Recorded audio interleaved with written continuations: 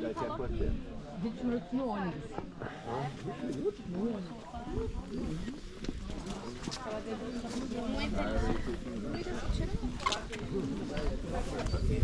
Vamos explorar um pouquinho esse local aqui, pessoal. Uma casa dessa. Olha, é uma casa muito bem feita. Por fora a gente consegue ver ela ainda muito bem preservada. Um pouquinho a gente vai entrar ali, vamos ver o que temos aqui.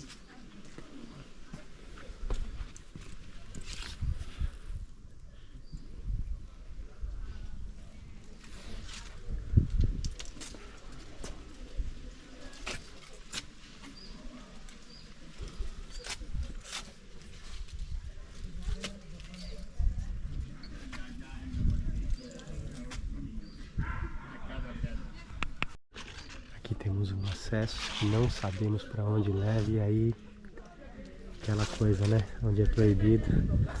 Aqui vocês têm lugar para poder acender a vela, ver suas orações. Você tem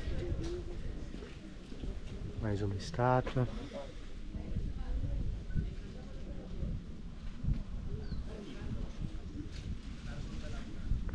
Um lugar muito bonito. Eu mesmo, não sendo um devoto de Maria, respeito muito aqueles que têm esse apreço.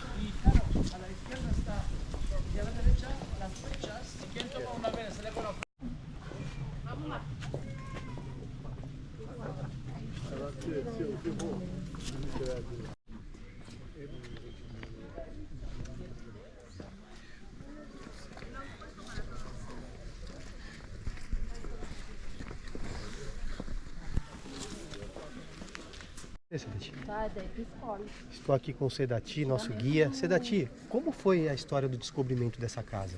Eles descobriram por causa. Estou aqui com o nosso guia Sedati, que vai explicar um pouquinho para vocês como foi o descobrimento da casa de Maria. Olha, boa tarde, pessoal. O descobrimento da casa foi uma sorte. E no ano 1873, uma senhora alemã, uma monja, uma senhora paralítica, em seu sono viu a casa da Maria e contava esse sono aos vizinhos. Depois do falecimento dela, um dos vizinhos vem para a Turquia, a costa do Egeu, subiu a montanha, achou a casa como contava a monja. Depois, quando chegamos ao ano 1952, os americanos fizeram uma análise de carbono 14 aos cimientos da casa e dava século I. E o problema mais importante, em 1974, o Papa São João Paulo II visitou a casa. Ele também declarou que é a casa verdade de Nossa Senhora. Muito bom. Muito obrigado, Sedati. De nada. Então é isso, pessoal. Um pouquinho aqui da história do descobrimento da casa para vocês. Agora, pessoal, pouco a pouco. Tira uma nossa aqui, ela vai tirar lá ali. Pouco a pouco passamos para o ônibus. Sedati, o que tem lá para baixo? Terminar. Fala, meus amados, estamos num lugar muito especial de Éfeso. Aqui é o lugar onde Paulo pregou por algumas vezes. Então, para os cristãos que têm uma admiração profunda por o apóstolo Paulo, este lugar aqui é um lugar muito especial.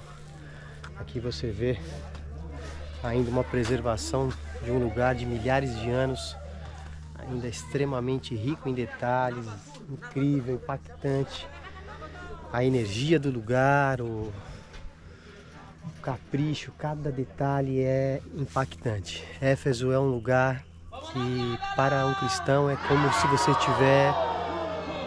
você estivesse fazendo parte da Bíblia. Deixa a turma ali mandar suas boas vibrações aqui no local. E assim eu vou me despedindo aqui da cidade de Éfeso, uma cidade riquíssima em história bíblica, em história da humanidade. Fala, meus amados, como vocês estão? Fiquei de trazer um vídeo sobre a Turquia, sobre a Casa de Maria. Eu quero falar um pouquinho aí de como foi minha experiência nesse país maravilhoso, riquíssimo em história, né? Creio que é um dos países que mais tem história no mundo pela antiguidade, né? Um país já milenar, um país que realmente teve muitos fatos históricos marcantes na história da humanidade. Um deles, obviamente, principalmente para os devotos de Maria, é a cidade de Éfeso, né, que é uma cidade riquíssima em história. Você vê ainda muita preservação da antiguidade, lugares maravilhosos. Você andar pelas ruas de Éfeso é mergulhar na história real. E o que eu queria falar sobre a minha experiência é algo muito interessante, né? A minha sogra, ela é agente de viagem, né? Então a gente foi, por a minha esposa ser sócia dela na agência, apesar da minha esposa não trabalhar com o turismo, ela é sócia e acabou tendo esse benefício, e nós fomos com uma passagem num preço muito bom, passagem num preço promocional para agentes de viagem, né, praticamente. E foi uma experiência, uma coisa que eu mesmo nunca imaginei visitar, nem sonhava com a Turquia, né, e acabou tudo acontecendo de uma forma, como eu faço, só Deus mesmo para proporcionar algo nesse sentido. E foi riquíssimo, óbvio. Primeiro preciso agradecer a minha sogra, que proporcionou tudo isso pra gente, ela que estimulou, incentivou e fez, né, com que isso acontecesse. Obrigado, minha sogra maravilhosa, Silvana Chefe, você é incrível, né? Para quem precisa de um agente de viagem de qualidade, não é porque é minha sogra não, mas até a Disney já fez condecoração para ela, porque realmente ela é diferenciada. E, enfim, e vamos ao que interessa, turma. O ponto central do que eu quero trazer para você, dentro dessa experiência, né, é aquilo que a gente faz diante das dificuldades, né? Então a gente, quando chegou logo no primeiro dia que tivemos a experiência de visitar as catedrais ali de Istambul, a gente foi na catedral que leva o nome da minha filha, Sofia, por coincidência no dia do aniversário dela, Deus quis que eu estivesse lá visitando essa catedral. Para mim foi uma experiência muito legal nesse sentido, de uma coincidência, né, da minha filha chamar Sofia e de eu estar lá no dia do aniversário dela. Então para mim foi uma celebração muito bacana, um momento muito ímpar na minha vida. E nesse dia, era um dia chuvoso, um dia, né, enfim, e logo de cara a gente já não se sentiu muito acolhido, no sentido do nosso guia tá um pouco apressado, a própria atitude dele de estar andando na frente, uma coisa meio, né, a energia da pessoa que, obviamente, né, eu tenho um parâmetro da minha sogra sempre feliz, uma pessoa que irradia alegria. Ele, né, também não podemos julgar, porque a gente não sabe se a pessoa venha passando alguma dificuldade. É muito difícil a gente falar sem saber o que se passa, né, do outro lado. Mas, em todo caso, a gente tem que ressaltar o que foi a nossa experiência. E nesse primeiro dia não foi algo agradável mediante ao nosso amigo, né? O que é legal nesse contexto, né? O que vale ressaltar. Ali eu já estava no início de uma transição do cristianismo para o judaísmo, né? Já estava encantado com o judaísmo, então posso me considerar como um judeu e um muçulmano, né? Ele que, né, praticava, né, toda as rezas, tudo.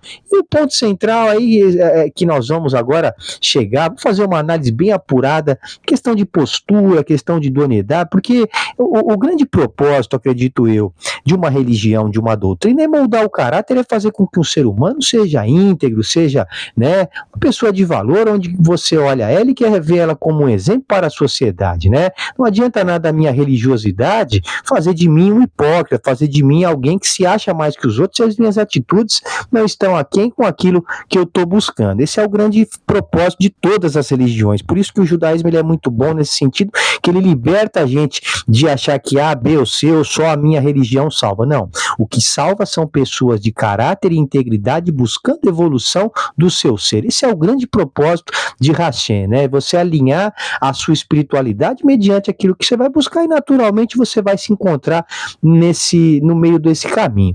E voltando à ideia central, que foi a experiência no qual, como eu ressaltei, o primeiro dia não foi uma experiência muito boa, já no segundo dia a gente já optou porque o que aconteceu? Teve algumas divergências da questão dos passeios, a gente não tinha comprado nenhum para nós, não teve problema, outras pessoas tiveram problema porque tinham comprado e não estava incluso, aí dali já começou a confusão, e a gente, como não teve uma boa experiência no primeiro dia, já optou pelo segundo dia por fazer passeios por conta, né? E aí se conectamos com outro casal, muito bacana, tivemos um dia muito agradável, né? Então a gente teve um parâmetro no primeiro dia no qual ficamos um pouco desconfortáveis com algumas posturas, como eu ressaltei, e no dia seguinte foi maravilhoso porque a experiência foi ímpar, todo mundo conectado com uma energia bacana, e aí tivemos um dia legal. E a partir daí, tudo foi acontecendo nesse sentido.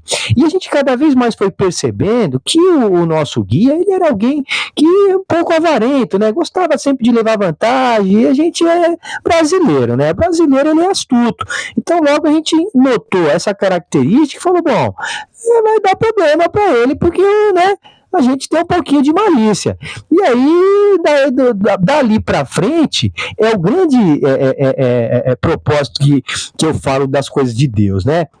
Então, quando você está buscando fazer o bem e buscar algo bom, naturalmente as coisas vão de encontro a você, né? E foi o que aconteceu. A partir dali, a gente foi juntando um grupo muito bom de pessoas, são pessoas maravilhosas, que a gente tem um apreço muito grande, conexão até hoje com essas pessoas, né? Cada um no Rio Grande do Sul, um casal maravilhoso do Rio Grande do Sul, um casal de São Paulo, um outro casal aqui de Balneário, e mais um outro casal também de Santos, que pouco participou, mas também o pouco que esteve com a gente agregou muito.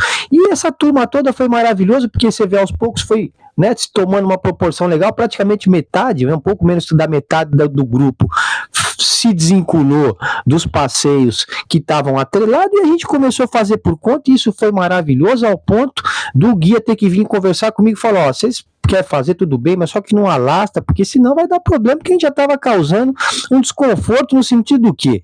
Estávamos fazendo os passeios melhores do que a turma e pagando muito menos. Aí já viu, deu problema. Então vou dar um exemplo para vocês. O balão, o nosso amigo, custava $250, né?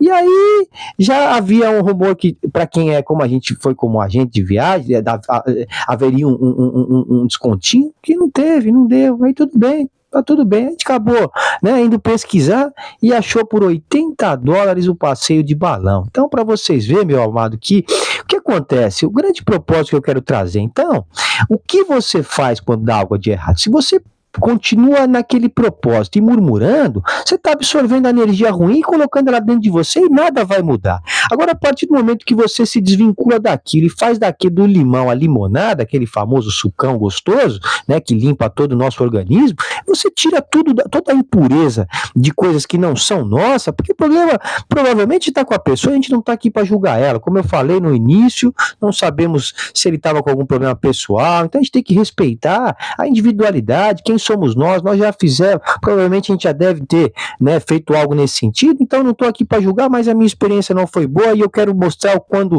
não é algo bom e a gente transforma o ruim em bom.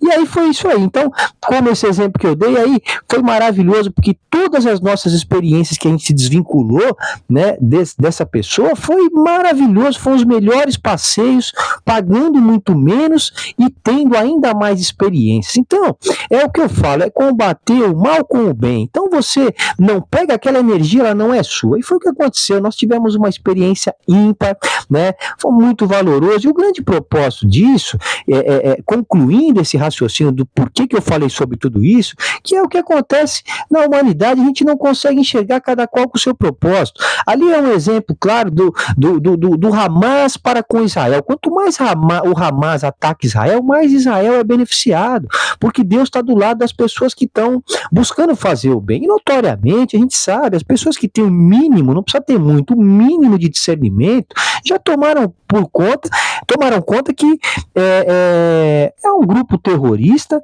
né? E não só um grupo terrorista, é um bando de covarde do seu nível mais elevado, né? Porque o que fizeram no dia 7 de outubro do ano passado foi uma das piores coisas após o Holocausto da história da humanidade, né? Uma coisa assim de ver, de doer o coração, de entristecer a nossa alma. Mas por outro lado, a gente sabe que em meio a essas atrocidades, Deus, ele tem um propósito e lá na frente tudo se justifica. E quando você olha para trás e vê um ano se passando, o desfecho disso tudo, foi que os humilhados serão exaltados, foi o que aconteceu. Então, devido a esses ataques tão covardes, Israel mostrou cuidado em atacar, né? Porque não ataca de qualquer jeito, o intuito de Israel não é matar civil, apesar de que uma guerra é inevitável acontecer isso, mas o cuidado que eles têm em não fazer de qualquer forma como eles fazem, porque o Hamas ele não ataca, eles são covardes, a palavra que mais alinha com essa turma é covardia, né? Então você vê que quando você olha para trás, o desfecho disso tudo, a principal liderança dessa turma já não existe mais, e onde não existe liderança, o que existe? Barco à deriva. Então estão perdidos, né? A gente sabe que existe um país por trás disso tudo, né?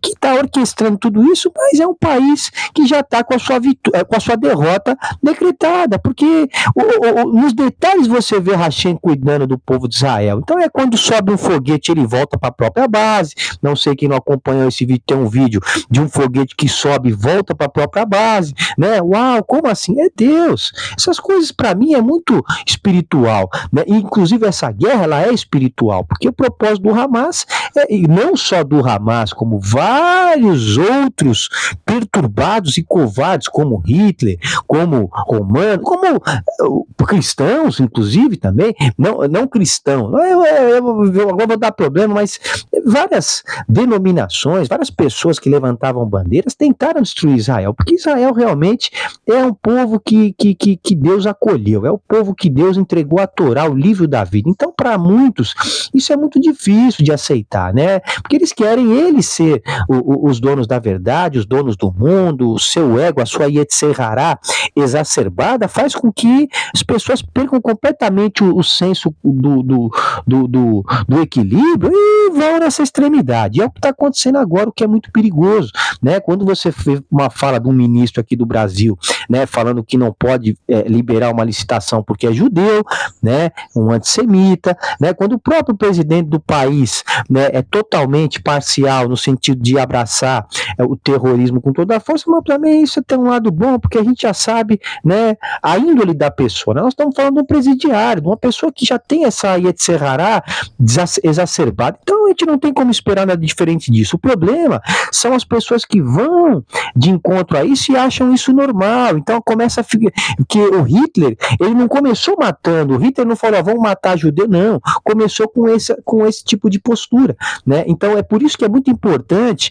a gente ligar esse sinal de alerta, porque nós estamos voltando a tempos sombrios, ao ponto das pessoas, ao ponto a gente ver o que foi feito, e ainda tem pessoa que levanta a bandeira da Palestina, né? Ah, mas tem palestino morrendo, porém, o mínimo de discernimento é respeitar o que foi. Tem palestino sequestrado? Não tem. Então, o básico é você respeitar o que aconteceu. Israel não atacou a Palestina, Israel não atacou nenhum país, o Israel foi atacado, e quem é atacado precisa se defender, e defender não é ficar calado, apanhando calado, precisa ter um contra-ataque, e foi o que Israel fez, derrubou toda a cabeça da serpente e agora ela está lá se debatendo e manda foguete e não acontece nada, porque realmente Israel tem uma blindagem muito além do arsenal no qual ela provém, mas sim um arsenal divino de bênçãos ilimitadas que Hashem proporcionou, e não vai ter jeito, vai perpetuar esse terrorismo que a gente sabe, mas por outro lado a vitória já está garantida. Então que bom aqueles que defendem Israel sabendo que estão do lado abençoado. E concluindo a história que eu trouxe aí da Turquia, né, eu falei tudo isso, englobei a questão do antissemitismo, espiritismo, né, é o paralelo do bem com o mal, né? Então quando a pessoa faz algo para levar vantagem, para querer, né, que esse rapaz ele tinha essa postura muito, né, vocês vão ir no melhor lugar para comprar não sei o que, chegava lá era 3 vezes mais caro que o lugar que eu já tinha ido em outro, né? Um exemplo clássico, tá, do que aconteceu. Então você via nas atitudes e a gente já estava antenado. Falei, pronto. Por quê? Porque ganhava comissão. Então esse tipo de coisa